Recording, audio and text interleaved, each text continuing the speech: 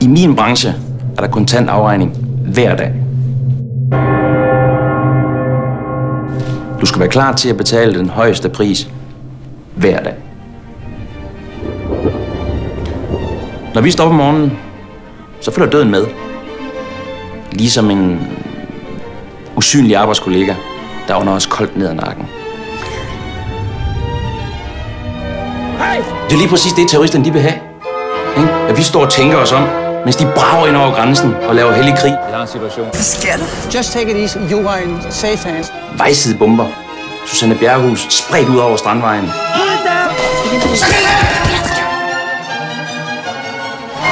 Gå bare ikke. En pistolet, Meg.